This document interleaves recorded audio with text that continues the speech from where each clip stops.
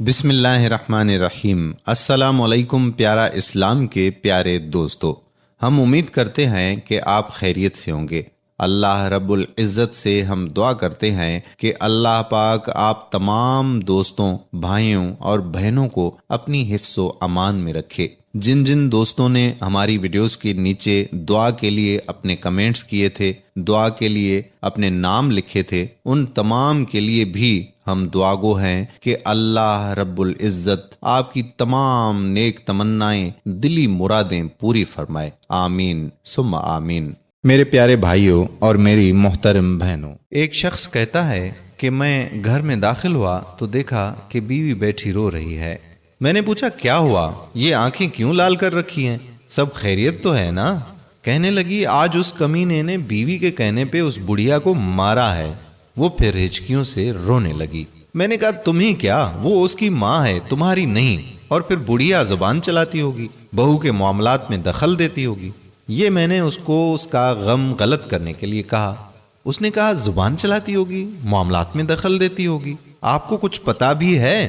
اس بیچاری کو فالج ہے، اٹھنے بیٹھنے کے لیے سہارے کی محتاج ہے، اٹک اٹک کر اپنی بات پوری کرتی ہے۔ بیوی نے مجھے تلخی سے یہ جواب دیا۔ میں نے کہا پہلے تم نے کبھی یہ بتایا تو نہیں کہ اس کو فالج ہے؟ کہنے لگی 1000 دفعہ تو بتایا ہے، مگر آپ کو کپڑوں کے علاوہ کچھ یاد ہی نہیں رہتا۔ میں نے کہا اچھا چھوڑو، ہم کر بھی کیا سکتے ہیں۔ میں نے موضوع بدلنے کی کوشش کی۔ میرا دل کرتا ہے کہ بڑھیا کو اپنے گھر لے آؤں کچھ دنوں کے لیے، میری بیوی نے کہا۔ میں نے کہا کیا کیا کیا، پاگل ہو گئی ہو گیا، پرائی مصیبت اپنے گلے ڈالو گی؟ مجھے اس کی سوچ پہ غصہ آ گیا۔ اس نے میرے غصے کو نظر انداز کرتے ہوئے کہا کہ صرف ہفتے بھر کے لیے ہی تو کہہ رہی ہوں، شاید وہ پہلے سے ہی یہ پلان بنا کر بیٹھی ہوئی تھی۔ میں نے کہا نہیں نہیں نہیں نہیں، یہ ناممکن ہے۔ اور پھر وہ کیوں دینے لگا اپنی ماں ہم کو؟ اس نے کہا کہ اس کی بیوی کئی مرتبہ کہہ چکی ہے کہ بڑھیا کہیں دفع تو ہو نہیں سکتی، کتے کی سی جان ہے، مرتی بھی نہیں۔ اچھا یہ کہتی ہے وہ؟ میں نے بیوی کا دل رکھنے کے لیے کہا بس اب آپ مان جائیں اور اس کو اپنے گھر لے آئیں۔ یہ کہتے ہوئے وہ میرے پہلو میں آ بیٹھی، اور یہی اس کا خطرناک حملہ ہوتا ہے اپنی بات منوانے کا۔ میں نے کہا اچھا جی، اب اس بڑھیا کو گھر لانے کی ذمہ داری بھی مجھ پر ڈال رہی ہو، اور یہ تو سوچو کہ تم اس کو سنبھال بھی لوگی۔ میری بیوی کہنے لگی کہ اپنے بچے تو ہیں نہیں، میں بھی گھر میں سوائے ٹی وی دیکھنے کے اور کیا کرتی ہوں، چلو وہ آ جائے گی تو میرا دل بھی بہلا رہے گا۔ اس نے اداسی سے کہا ہماری شادی کو 10 سال ہو گئے تھے مگر اولاد سے محروم تھے۔ میں نے سوچا کہ چلو بات کر کے دیکھنے میں حرج ہی کیا ہے، کون سا وہ اپنی ماں ہمیں دینے پر راضی ہو جائے گا۔ میں نے سوچا کہ اگر وہ راضی ہو گیا تو پھر بھی 1 ہفتے کی تو بات ہے، اگر بعد میں اپنے ہی گلے بڑھ گئی تو؟ اچانک مجھے یہ خیال آیا اگر وہ بڑھیا مستقل گلے پڑ گئی تو؟ میں نے اپنے خدشات کا اظہار بیوی سے کیا۔ اس نے خوش ہوتے ہوئے کہا کہ یہ تو اور بھی اچھی بات ہے۔ میں نے دل میں سوچا کہ سچ کہتے ہیں عورت بے وقوف ہی ہوتی ہے۔ اگلے دن شام کو کافی سوچ بچار کے بعد میں ان کے گھر گیا، کچھ بات کرنے کے بہانے۔ ڈرائنگ روم میں بیٹھ گیا۔ اس نے جھوٹے منہ بھی چائے کا نہیں پوچھا تو میں نے اپنے پلان کے مطابق اس سے کہا کہ میری بیوی فالج کا علاج قرآن پاک سے کرنا جانتی ہے اور وہ آپ کی والدہ کا علاج کرنا چاہتی ہے۔ یہ سن کر اس نے کسی خوشی کا اظہار نہ کیا تو میں نے بات جاری رکھی کہ اس میں مسئلہ یہ ہے کہ آپ کی والدہ کو ہفتے بھر کے لیے ہمارے گھر پر رہنا ہوگا، آپ فکر نہ کریں، ہم ان کا اچھے سے اچھا خیال رکھیں گے۔ یہ سن کر اس کے چہرے پہ شرمندگی اور خوشی کے ملے جلے اثرات پیدا ہوئے۔ اس نے تھوڑی سی بحث کے بعد اجازت دے دی۔ میں نے اٹھتے ہوئے کہا کہ علاج میں 15-20 دن بھی لگ سکتے ہیں۔ اس نے اور بھی خوشی محسوس کی، کہنے لگا کہ سلیم صاحب میں تو چاہتا ہوں کہ میری ماں ٹھیک ہو جائے، بھلے مہینہ کیوں نہ لگ جائے۔ اور یوں اس طرح اماں مستقل ہماری ہو کے رہ گئی۔ اگلے دن وہ بڑھیا ہمارے گھر منتقل ہو گئی۔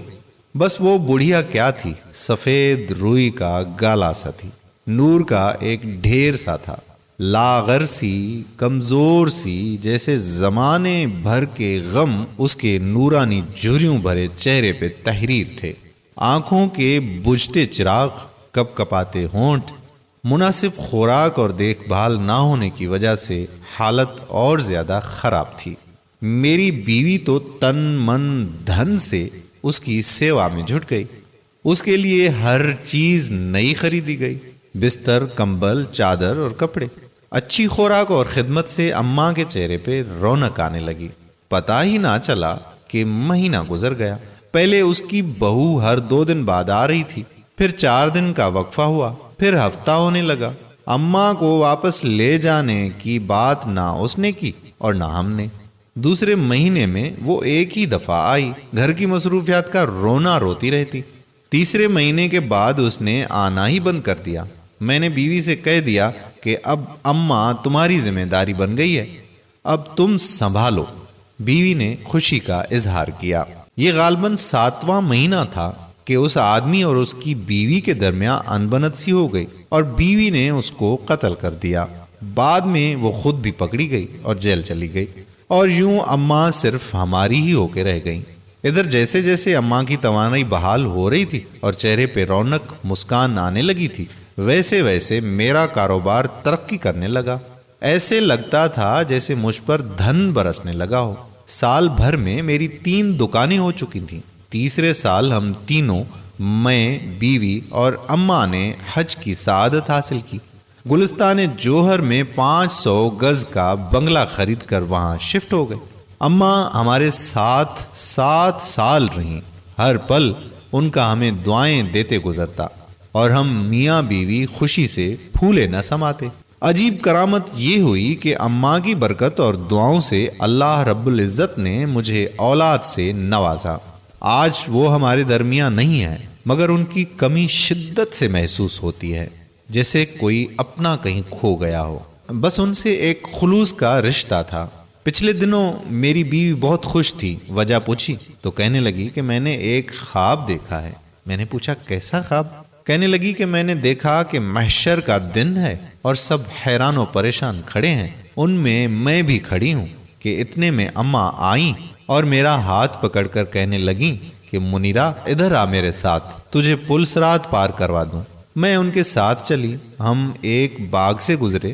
تھوڑی دیر میں باغ ختم ہوا تو ایک بڑا سا میدان آ گیا تو اماں کہنے لگیں کہ بس ہو گیا پل صراط پار۔ میں حیران ہوئی تو وہ بھی زور سے ہنسنے لگیں۔ پھر میری آنکھ کھل گئی۔ میں نے کہا مبارک ہو بھائی، بہت اچھا خواب ہے، مگر تمہیں میرا خیال ہی نہیں آیا۔ کہنے لگی قسم سے میں اتنی پریشان تھی کہ کیا بتاؤں۔ میں نے کہا چلو خیر ہے، ہمیں بھی کوئی نہ کوئی تو مل ہی جائے گا جو پل صراط پار کروا دے۔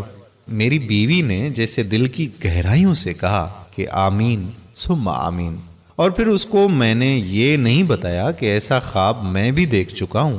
بس فرق یہ تھا کہ اماں نے میرا ہاتھ پکڑتے وقت کہا کہ چلو تمہیں منیرہ کے پاس لے چلوں، وہ پل صراط کے اس پار تمہارا انتظار کر رہی ہے۔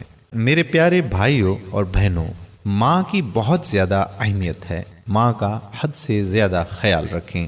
امید کرتا ہوں کہ ہماری آج کی یہ ویڈیو آپ کو ضرور پسند آئی ہوگی اور اس کو صدقہ جاریہ کے طور پر اپنے دوستوں احباب کے ساتھ ضرور شیئر کریں گے۔ اگر آپ نے ابھی تک ہمارا پیج پیارا اسلام لائک نہیں کیا تو ابھی سے لائک کر کے فالو کر دیجئے، اور ساتھ ساتھ ہمارے یوٹیوب چینل پیارا اسلام کو بھی سبسکرائب کر دیجئے تاکہ ہم ایسی مزید معلوماتی اور دلچسپ ویڈیوز آپ تک پہنچاتے رہیں۔ جزاک اللہ خیرہ۔ السلام علیکم ورحمۃ اللہ وبرکاتہ۔